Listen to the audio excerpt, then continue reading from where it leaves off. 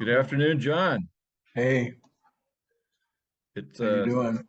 I'm doing great. How are you? I'm doing well. You know, Um, I think everybody was checking in on you. Our last podcast had more views than any of our other podcasts by a wide margin. yeah, I yeah, think everybody was making sure you're okay. yep, That's my yeah. guess. Or maybe it's just that this is finally taken off. So, Well, let's see. or We'll both. see. Yeah, we'll see the result of this one. We'll see what. Yeah, exactly. So I thought it would be a fun thing to do, as we like to do here on the podcast, to go back to basics. Um, we had the opportunity last time to talk about uh, the impact of life-threatening experiences, and what are Yeah, we doing this work for? And the title of the podcast was based on something you said toward the very end, which is "I'm glad to be alive." And so I thought today it might be good to go back and revisit how we got there. How do we get to the point where we're glad to be alive and we love life, we love our inner kids, we love our character defects, we love everything as an opportunity to grow and maybe walk through the tree and maybe walk through the four constants and other elements of this very practical process called the accountability tree. What do you think? I think that's a good idea. Um, so the material that has come together for me with me, I call it the whole thing, the whole package, intentional living, and it has to do with answering the question, why do I do that thing I don't want to do? And um,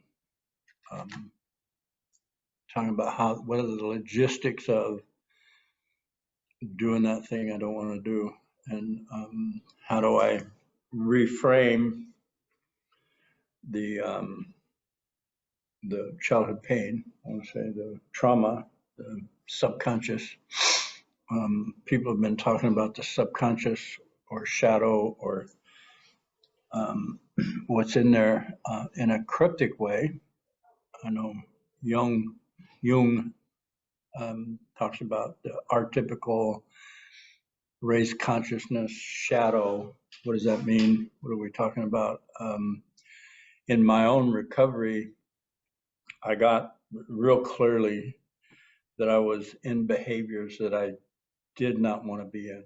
I would swear I wouldn't do it again, whatever the behavior was, whether it was drinking or abusive behavior or emotional, verbal, physical violence. And then I found myself time after time in this behavior. And I came up with, what is the mechanism inside me? And it's connected to the shadow. So what I'd like to do, I have some board work things. Um, I'll start with, oh, wait a minute. I need to put myself share screen first here. Hold on a second. Share screen. Okay. Um, where'd it go? Oh, okay. Let me go. I know this is a bit irritating. Um,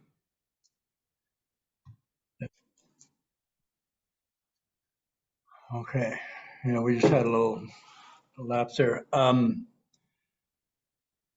The material speaks to the subconscious. And I pulled this part. This is the board work I use. I want to go down to the bottom part of here where it says my experience is conscious and subconscious. Um, uh, See if you can get me lined up here, Marty. Where am I at here? If you can, I You know got this it. is I can see the cursor over the iceberg if that's what you're asking. actually okay. Yeah, I'm explaining how I got this material in Right. the subconscious. Okay. So it's on the screen, so people watching the podcast can see the screen, can see Right. your diagram here. Okay. So the obstacles to me having, first question up here is, what do I want that I don't have? It just says I want, then a question mark. So what I wanted was to change my behavior, and I found that I couldn't do it. So the things stopping me from simply like not wanting to drink or not wanting to yell at people, and I found myself either drinking again or yelling at people, which I now know as violence. The things that were standing in my way, the things that were stopping me, was my experience. And my experience from conception to the present moment, everything that I went through, everything that I experienced on an emotional feeling level is stored in my body somewhere, conscious and subconscious. So this iceberg right here is my depiction of how memory is stored in my body. 1/8 is conscious. That means I can bring to mind remembrances, details of certain things. Like, well, what came to me right now is my high school graduation. I can remember details of my high school graduation. Now, in my subconscious, 7/8 to 9/10 of my experiences have been relegated to my subconscious. And I use the word relegated because it's not because I'm special or that I'm screwed up or there's something wrong with me. Every human being on the planet is built this way so that most of our experiences are held in our subconscious.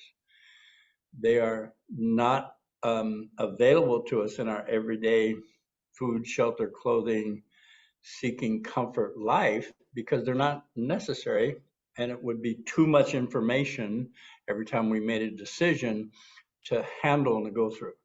So we're built as human beings to relegate 7/8 to 9/10 of our experiences to our subconscious. Now, that's where we hold our trauma, childhood trauma that we don't have words for that happened to us as children that are stuck in our body. Can I Now, stop you right there and ask yeah, uh, yeah, or point something out? So is it not true that the reason we're storing that trauma in our subconscious is because it was not healed? So that, in other words, if I have a trauma and it's healed, it doesn't stick in my subconscious except as a memory of it occurring. But what's actually my experience is my unhealed trauma lives in my subconscious not only as a mental memory, like you just recalled your high school graduation, but it also exists as a potentially feeling memory. correct. Whether it's healed or not healed, good point. It is in my subconscious. Now, um, it's simply the way we're built as human beings so that we can complete tasks, so that we can stay sentient on the planet, food, shelter, clothing, building societies, building buildings, whatever we do as a community to create an environment for safe community. Okay. So the subconscious does not mean that it isn't used in every decision we make. Our subconscious, although not available to our conscious mind, every event in our life is perused depending on the decision that we're or the situation we're in our environment. An example just came to me. If I'm driving on the road and somebody pulls into my lane, my body knows how to avoid that without me thinking about it. It's because it's coming from my subconscious. I react in a way for my safety and for the safety of the people around me. And we all know this. Or another example is I'm driving on a 3-hour trip and I wake up or I come to realize, wow, I just traveled 2.5 hours and I don't remember a damn thing because my subconscious had taken over. My body knows how to drive. My body knows, and my eyes to see all the road, the lane changes, the cars, the lights and everything. I don't have to be conscious about it. Well, when we're traumatized as children, that is relegated to our subconscious. Most of it before that, like the age of 3, 4, is pre-verbal. We don't even know what it is. Our bodies know how to respond. Somebody raises an eyebrow in our vicinity as a child, that's an alert to react, respond, get out, shut down, and we find ourselves in a behavior or pattern of behaviors. So this material, intentional living, these are the obstacles, and I explain that the subconscious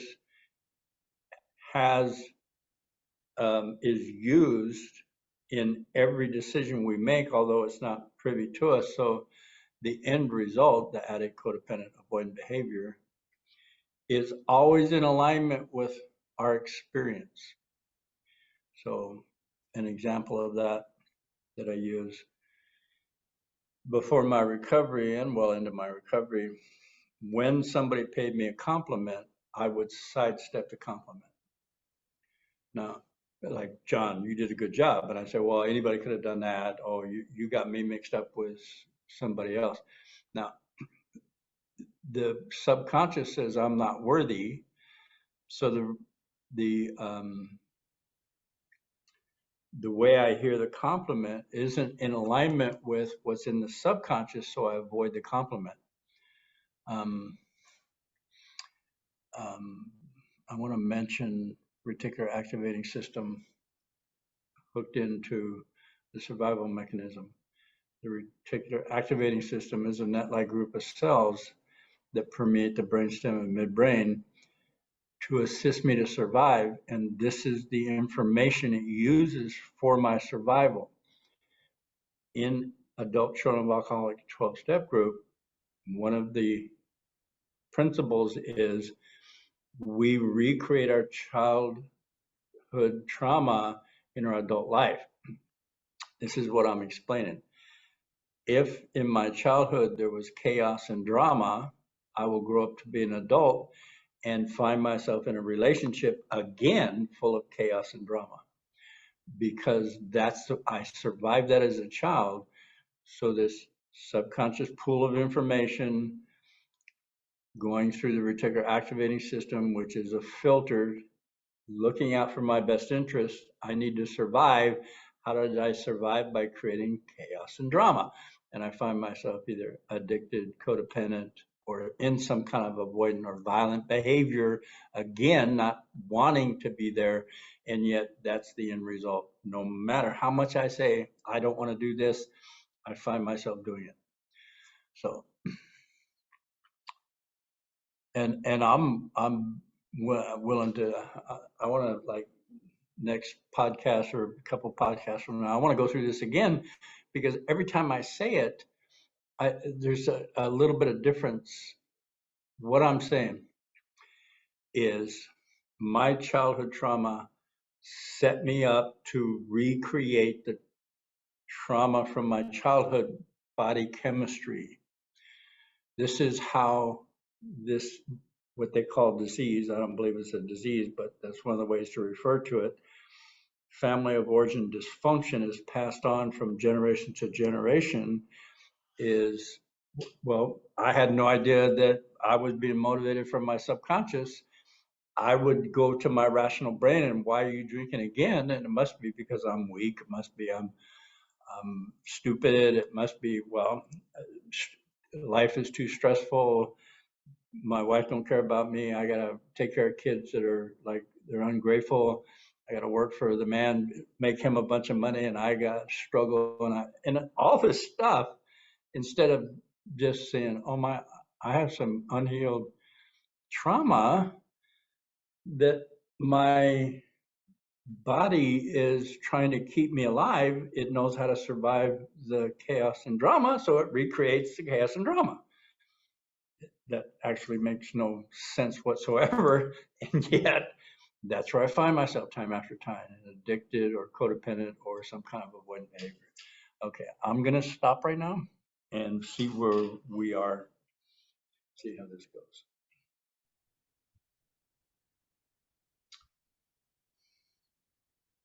Where did you go when you heard me talking? Um, I totally love the information here. Yeah. One of the things that occurred to me is when I talk to folks about the reticular activating system, which, as you said, is actually it's part of the structure of the brain. Yep. It has a physical or physiological reality. Um, I use the word filter. It Hmm. filters, so that's its function is as a filter, and it's been programmed to allow certain things into my consciousness and to keep other things out. Yep. So like that when you use the word avoidant, for example, there in the lower right-hand corner, it's the reticular activating system that creates avoidance by filtering out information that I have programmed it. And it's amazing how brilliant a 3-year-old kid is to program his reticular activating system. Um, but there it is to filter out this information that is too unpleasant to be born. Right. Um, so the what we do here in the accountability practice is we're essentially reprogramming, among all the things that we're doing, we're reprogramming that reticular activating system's filtering instructions. So when I say I intend to create a world of joy, peace, freedom, community, and health, that's an instruction to my reticular activating system to allow joy, peace, freedom, community, and health to come from my subconscious because it's already there Hmm. in all appropriate circumstances. Whereas before, I had created a world without saying this out loud. I created a world of anxiety, hypervigilance, isolation. And so my reticular activating system always showed me hypervigilance, isolation, um, whenever situations arose that were flashbacks to my family of origin experience. Right. So the when I first was able to get this, I think I've said this on the podcast before, but the information about the function of the subconscious answered a whole lot of questions for me Yeah. because that the I had that experience that you opened the commentary with, which is um, why do I do that thing that I don't want to do? And I found that happen to me all the time. Yeah. And like you said, the only answer I had until I had this information was there's something wrong with me. Right. And it turns out there's something wrong with me was in my reticular activating system's programming to prove there's something wrong with me. And so I'm aiding and abetting my own dysfunction when I can conclude I can't, I'm having this experience because there's something wrong with me. Right.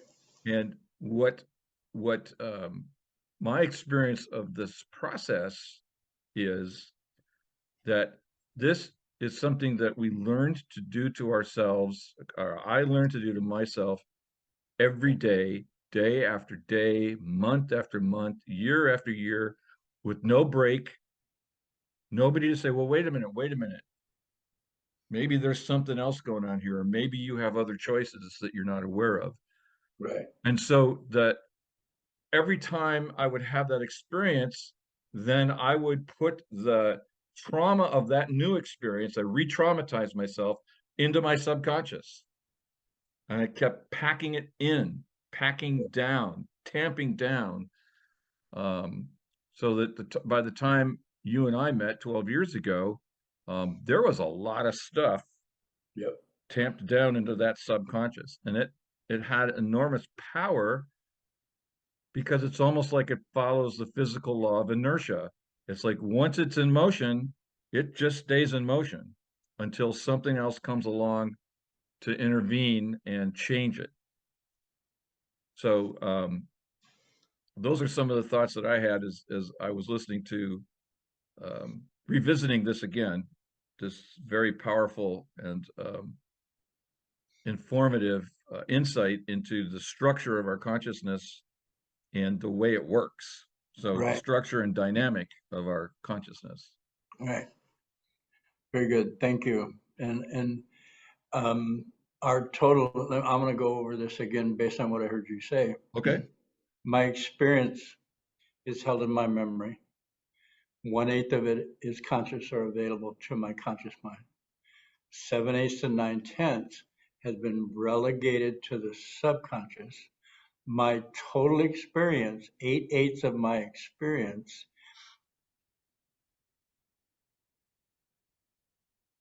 every time I make a decision or I'm confronted with a situation, my brain or my mind has the capacity to peruse my total experience and look for, uh-oh, watch out. Somebody raised an eyebrow. Last time you got hit across the back of the head. I don't know. Or you got told you were stupid, or you got um, humiliated.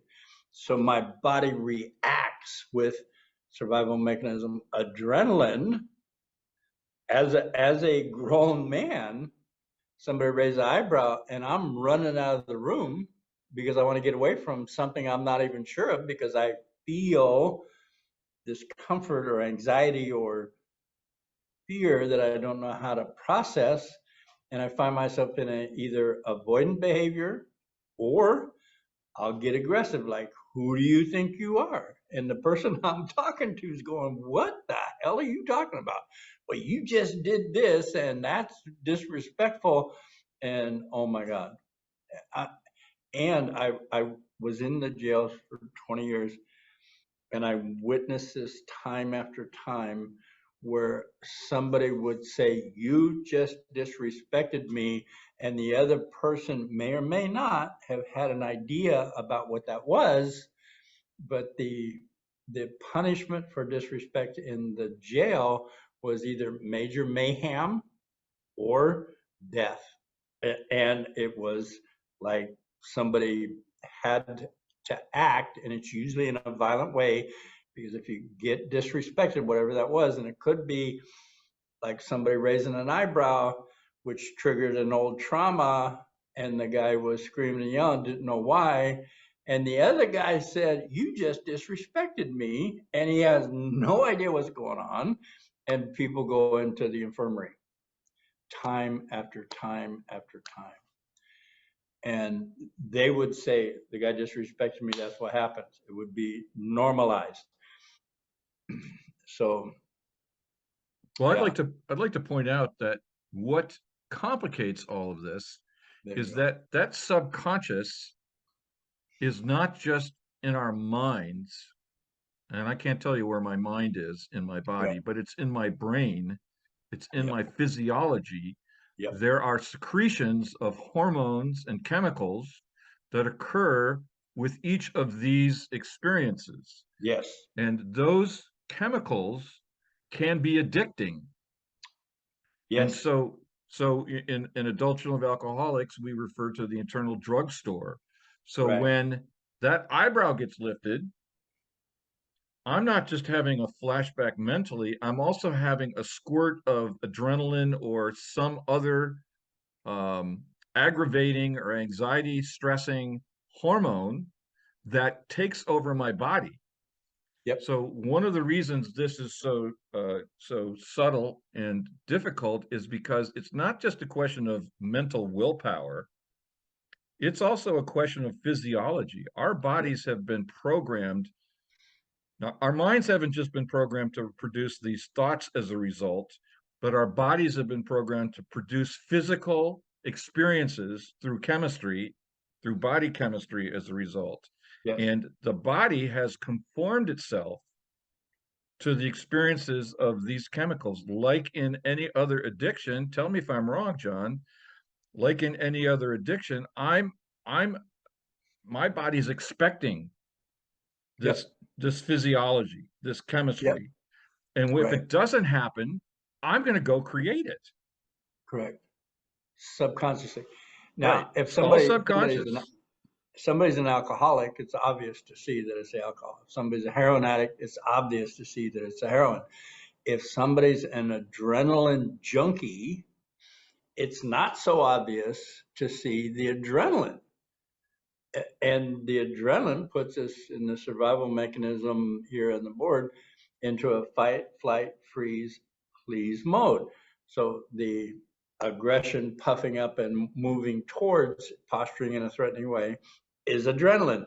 Running out the door is adrenaline. Freezing, going blank is adrenaline.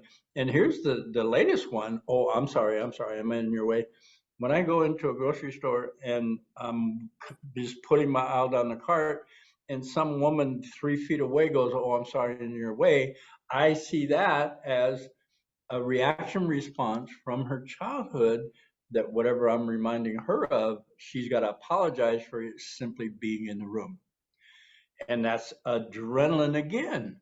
Fight, flight, freeze, please. And adrenaline mimics feeling, because your palms get sweaty, your heart races, your body sensations build up, but it's lacking connection to the emotional part of your brain, which is the midbrain, and it's hijacking your rational mind and going into a reaction response, which is fight, flight, freeze, please. That is a body chemistry. And one of the workshops I went to at a world conference was we recreate our childhood body chemistry in our current relationships. Exactly. Oh my God. So I get married to this person I say I'm going to love for the rest of my life. 2 months later, she turns around or raises an eyebrow, and I'm flipping the fuck out, or excuse me, I'm flipping out. And I don't know why. Or leaves crumbs in the butter. Or leaves crumbs in the butter or burns the toast. And I'm Right. acting in this way that I'm going, what do you, stop. And I can't stop. And then having to come up with an excuse or a rationale. Either there's something wrong with me, I'm defective, or she's doing that on purpose. Right. And so the suspicion, what we call in the 12-step program, hypervigilance, watching every move, like assigning a motive to every single act, and that, but oh my God, the relationship down. We're gone again. I gotta go start over because this one didn't work because she is or I am. And all that's happening is that my subconscious was getting triggered below my conscious level, and I had to explain the results here in a rational way, which is not rational.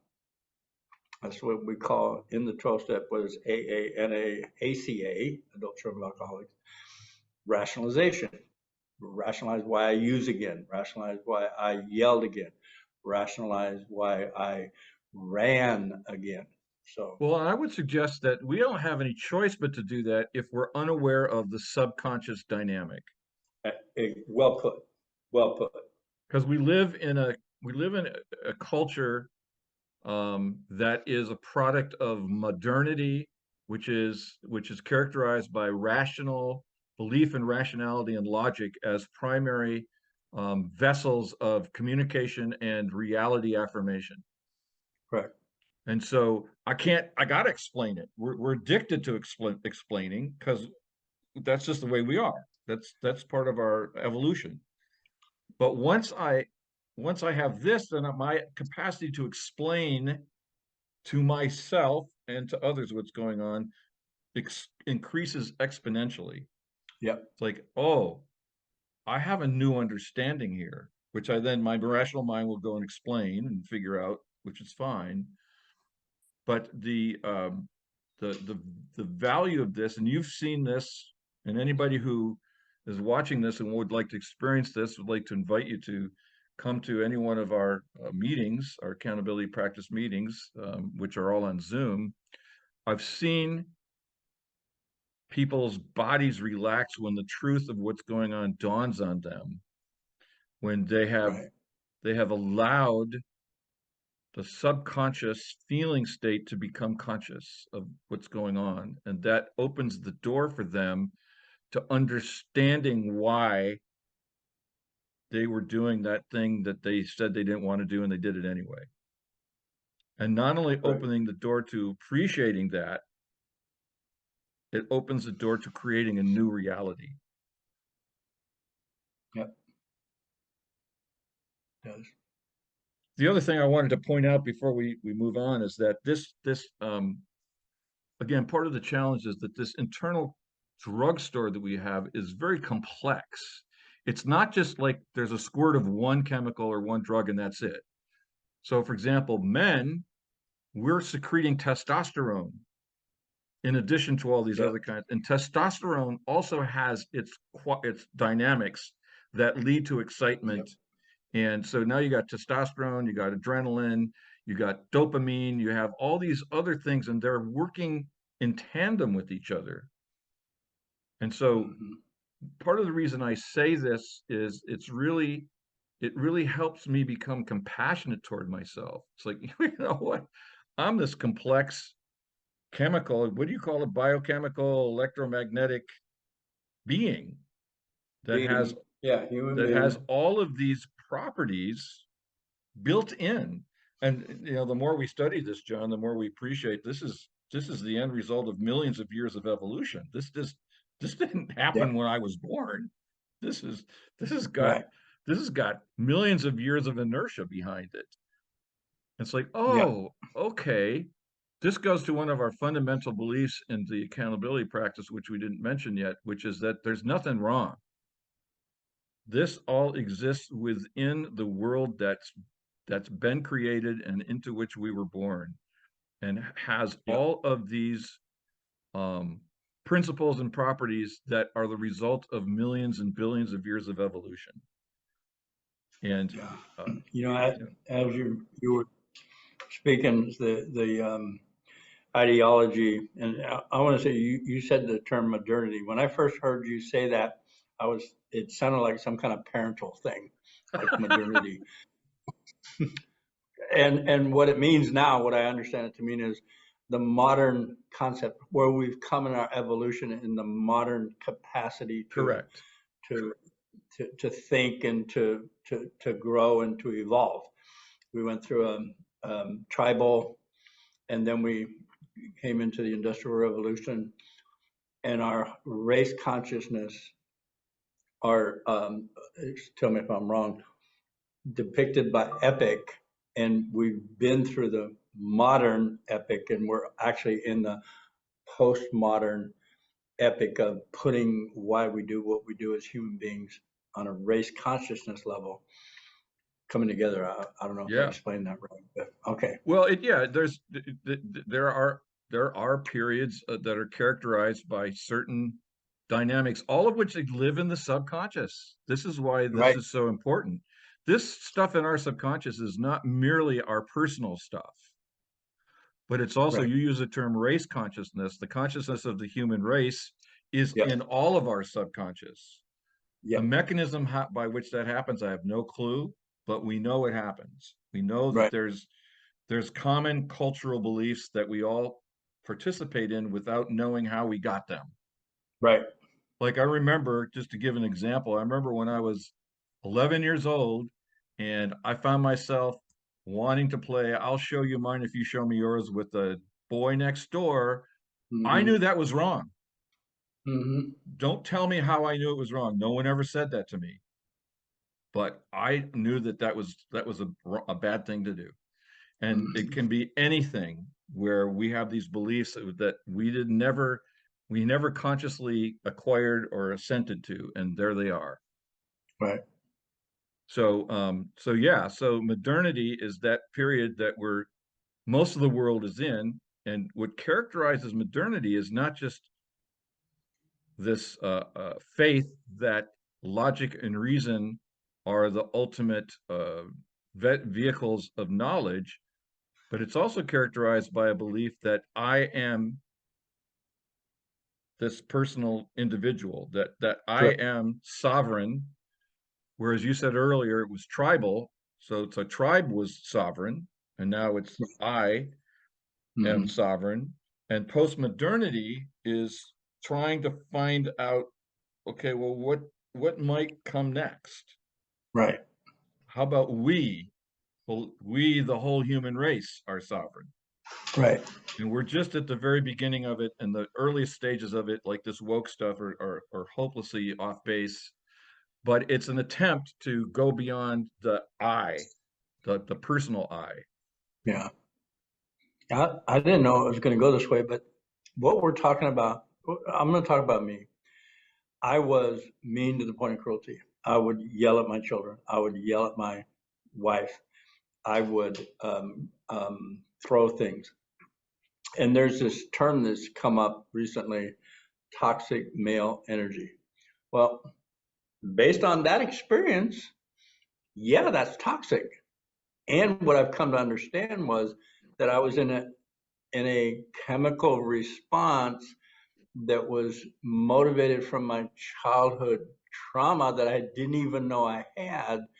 So the violence I did, emotional, verbal, and sometimes physical violence, can be perceived as toxic. And I'm a man, so it's coming from my masculinity. And what I've understand now is that I feel my emotions in a male body because I'm human being, planet Earth. We're all human beings, planet Earth. Like I said, biochemical, electromagnetic beings. And then we're gender because we feel the same way. We're built with an emotional, feeling, and physical body, which is what I now know as my mind or my capacity to be rational, all three together. And what I'm have come to realize is that the violence came from unresolved pain, unresolved trauma, which was in alignment with the trauma from my childhood, and it hurt the people in my vicinity. It hurt me, impacted me in a detrimental way, and it impacted my wife and my children in a detrimental way. The behavior was not out of alignment with my trauma. It was destructive, caused separation and isolation. Yes, it did that. It caused pain, but it was not out of alignment with my childhood trauma. Once I understood and owned the behavior, addict, codependent, avoid behavior, and said, I'm violent without blame or judgment. I'm gonna bring up this picture now. Without blame or judgment, this is the accountability process. I'm violent, no blame, no judgment, validated the childhood pain that it came from. I told the truth, I'm violent. My body went into an emotional perusing state where it went into my subconscious, said, yes, yes, yeah. I said, oh, yeah, yeah. And then I felt the impact of the behavior, and I consciously chose something different. I intend to be kind. I'm violent. I intend to live in peace.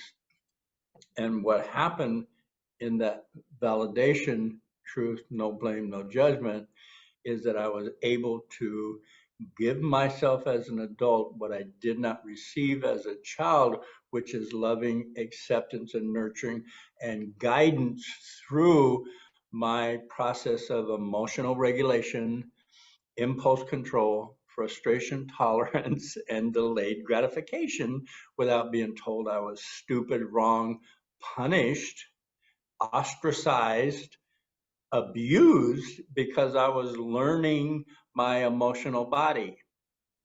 My grandson now has the ability to be in his emotional body unregulated. I'm mad at you. I don't like you. I want that second cookie. And I say, I see you're frustrated. I do not punish him for learning to self regulate. I tell you what, I want the second cookie. But I've learned that how to frustration tolerance. I've learned delayed gratification. because I've been in the rooms for the last 34 years and I've been able to talk and tell people my struggle, and they didn't blame or judge me. They simply listened to me in my struggle. And in that, I learned to self regulate. So now I understand that I didn't get that as a child, and I can now give it to my adult children now and to my grandson. He's 7 years old, and he's been receiving this unconditional mirroring for the last 7 years, not only from me, but from my daughter, which she learned that from me, to go, oh, I see you're frustrated. Yeah, I see you're sad. And then not ostracize him or punish him for feeling and learning that, oh, yes, I miss my mother, or yes, I want the second cookie, and I'm going to be okay, and nobody's going to not love me because I'm mad. I'll mirror that for him, and I'll be firm. No, you can't have the second cookie. But he doesn't get demeaned or diminished for not having the capacity to for delayed gratification. Okay, see, he's learning that now.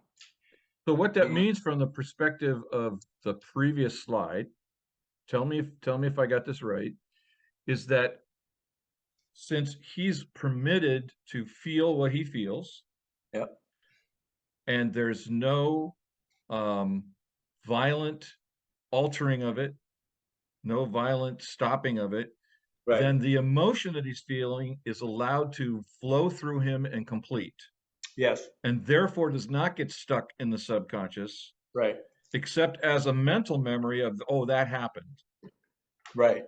but not as a something that's going to cause a flashback. Correct. And that's what didn't happen to most of us as children. Right. We were not allowed to complete our natural emotional energetic experience. Yeah. Too frequently it was um it was violated, or or like in my case, I had to generate emotional states as a defense, fear, hyper vigilance, because I had parents who were wonderful and kind one day and angry and enraged and drunk the next day. Correct. Yeah. And so I had to learn to create and store adrenaline and anxiety and all of those chemicals to survive. Yep. And they were not allowed to complete. So they were down again, stuffed into not just the subconscious of my mental capacity, but in the subconscious of my body itself. Yes. And for me, they got stored in my gut. And so when I was 17 or 18, I had Crohn's disease and my guts literally erupted. And I had to go into the operating room and they had to stitch me up. Yep. And others have other physical symptoms of that comes from repressing this emotional energy. Correct. It can be lower back pain, it can be Heart attack. cancers, it can be any variety of things. Yep. Cancer, heart attack, stress, mental health disorder, diagnoses, some discordance. Gabriel Mate says all disease, well, he said 99%. I say all can be related to complex post-traumatic stress, which is childhood trauma that has not been resolved because you didn't have the guidance to move through that Right. without getting punished and stuffing it, and then it festers, and then I'm a 40-year adult, and again the toast is burnt, and I'm like saying, what are you doing? How come you're doing that to me? Don't you know? And I'm like, be quiet, just put another piece in, throw it away, let it go. It's like, Right. no, can't do it. Well, we're coming up to the end of our time together, and lest somebody who's watching us for the first time finds him or herself totally and thoroughly depressed, let's talk about the solution. Let's give a at least a summary of what the solution is, and we can go into this in greater detail next time. Okay. The solution is, I took these two pictures, but I left out, I'm going to use the cursor, the addict, the results, addict, codependent, avoidant behavior, are in alignment with my childhood trauma.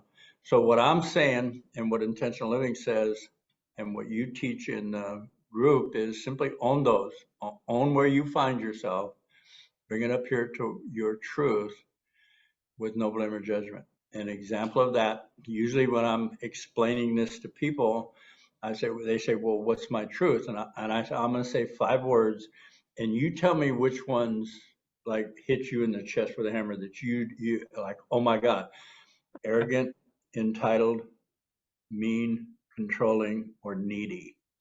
Now, when I first heard those, it was um, needy. I didn't want to be tagged as needy, so I actually brought that truth because I found resistance in it, which means there's something in me that is perpetuating that. I said, I'm needy, my truth. I took a breath, and in the breath, there's no blame or judgment because when I'm taking a full breath, I'm not thinking. That truth ignites or moves into an emotional state, which is a frequency, and it goes into my subconscious and goes, yeah, yeah, yeah, I understand. Oh, yeah, that happened. Yeah. And I feel that, and it's more like it's not all that detail I just said, but it's a feeling of relief, of relaxation, of body tension going away. And I say, I intend to be kind. That intention is a directive to create a different result for me in the same mechanism that caused the addiction and the codependency and the violent behavior.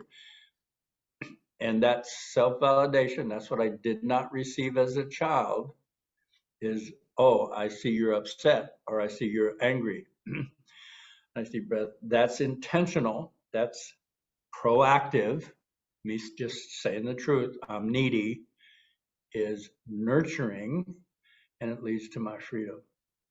And I have power and choice over here.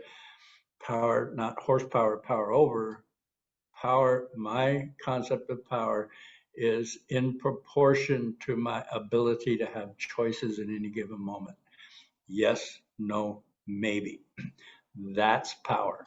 If somebody comes to me and says, oh, you're a liar, you're a cheat, you do this, and I don't like it, attacks me, I have choice because I stay in my center, and I either set a healthy boundary, move towards safety, enlist and get help. Like I need help here, this guy, I'm being attacked, and I move to, in a proactive way, to keep myself safe instead of reciprocating with meeting anger with anger, meeting injustice with injustice, meaning and attacking back because, okay, I'm going to stop. One of the well, I don't know if I've shared this with you, but one of the ways it came to me in the last couple of months as a facilitator of this work to help someone really get what's going on in the tree here, is when people get to that truth. I was working with somebody recently who said, I'm just too willful. Mhm. And I said, would you be willing to give yourself permission to be willful? And when she said, I give myself permission to be willful, she burst into tears Yeah, because she was in the truth of what was going on. She gave yeah, herself permission to be as she was, willful, like yeah, no blame, no judgment. And I said, would you be willing to consider that this feeling that you're having right now is your inner child who has been longing for validation? And would you be yeah, willing to picture her crying and picture yourself as an adult bending down and just taking her up in your arms and letting her cry? yeah, That's what I didn't get as a kid. right, That's what most of our inner children did not get. It's like just what you're talking about Solomon gets. yeah, Like, you know what? I know you're feeling upset. I know you're feeling sad, and it's just perfectly fine. And I'm going to be with you as long as you're feeling that way, and I'll hold the space for you. Yep. Wow. Yeah. But because that to me is that's like that makes it really real for people to Mhm. see this, to know this experience that we're having of grief, which is also, by the way, release. Right. Body's releasing toxins Yep. through tears, and the face swells, and so the body is like releasing Hmm. all of this stuff that's been stored up. Right. And it's a little kid who's taken who we've allowed to take one little tiny step toward freedom, toward joy, toward living the life that kid came into this world starry-eyed and bright-eyed, ready to take on, Yeah. finally able to do that. Yeah. This accountability tree. I'm a when Solomon skins his knee, or he gets something in his eye, or he bangs something, and he comes in and he's crying. His mother picks him up and allows him. He's a boy. He's a 7-year-old boy, and she allows him to cry and experience the pain. So what she does for him, and I like to say, is kiss his boo boo. It's like Right? she just so this process, accountability tree, no blame, no judgment, mean is me kissing the boo boo and Yeah. allowing myself to feel the hurt that being mean has brought me and the people around me. That's validating my pain. I become intentional when I say I intend to be kind, and I feel free from whatever was holding on to me Right. before. Free from the compulsions. Well put. Free from the compulsions of addiction, codependency, or some kind of avoidant behavior. Yeah. Like freeze, please. Oh, wow. So before we wrap this up, I just like to emphasize and get your thoughts on this, John, that in the image that you shared of Solomon and your daughter, there's an element that we initially don't really appreciate when we're into recovery, which is that there is now he's not alone. He's in a community. Correct. The community in this case is him and his mom, Yep. but my experience is doing this work in a group setting acts as an accelerant of healing. Yes. That again, I don't know the magic. I have my explanations of it, but it doesn't really matter why. That all those people sitting in a circle witnessing my doing this accountability tree Yep. are also offering me that unconditional acceptance and love that I gave myself Hmm. through owning my truth and feeling the emotional results of that truth. Yep. and and there's something about the group that is I mean, you can do this, and I do this accountability tree on my own. I've gotten trained in being able to do this on my own, but I find myself going, I can't wait to tell the group, Right. Right. because Yeah. Yeah. there's something else that comes when the group gets it. Yep. Yeah. The way I put it is my wounding came in the presence of people. Necessarily, my healing comes in the presence of people. Yeah. It's a one-on-one relationship, or whether it's in my own presence, in my relationship with myself. Right. Okay. I And I next time we're gonna talk about the four constants of relationship. I don't know if we can do that without all this context, but still, we'll go over this well, much. we'll give it the old college try. How about that? Yeah. Okay. It's like, Well, I appreciate your time and wisdom, and it's unfortunately it's time to wrap up. So, as always, is there any last word other than reminding people that we have Zoom meetings that are available 4 days a week, and contact information for me and John will be at the end of the podcast, and we'd be happy to send you the times and URLs Right. to get into the Zoom room. So come and experience it yourself. Yep. Always want to remember to offer that to everybody who's watching. So Yep.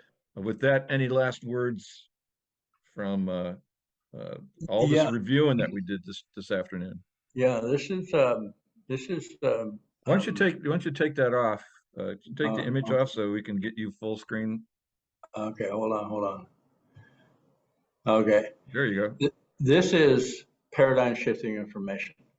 And I say that from my own personal experience. The paradigm I came into recovery with was watch out for your own.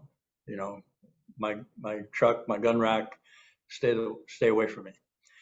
And it came from that sphere of concern, me, stay away, to increasing that sphere of concern to what I would say now is global, and in my community at large, my friends and coworkers and colleagues, and also it works. It works. It is like, for me, it's the missing link of spirituality. I'll be a good person. Well, I'm not. I'm not a good person. As soon as I own I'm not a good person, oh my God, I discovered that's what a good person does when they're not, is own it. It's like, that's crazy. Nobody told me. I'm arrogant. Oh, I'm arrogant. That's what a kind, assertive person says when they find themselves in arrogance and taking stuff. And it's like, it's in the awareness of character defect without blame or judgment that's like ownership and the opposite. I'm mean to the point of cruelty. I intend to be kind. Life changing. That's it. I'd say amen. I find the life that I have now is so different. I don't have words for it based on what I came into this work with. One of the promises of the program is you will come to a life you never knew possible. And I Exactly. certainly have done that. Absolutely. Exactly. Well, as always, thank you, John. Uh, I look forward to the next one, and happy Valentine's Day Oh, thank you. Oh, yeah, it's Tuesday. coming up. Yep. All right. Take All right. care. Uh-huh.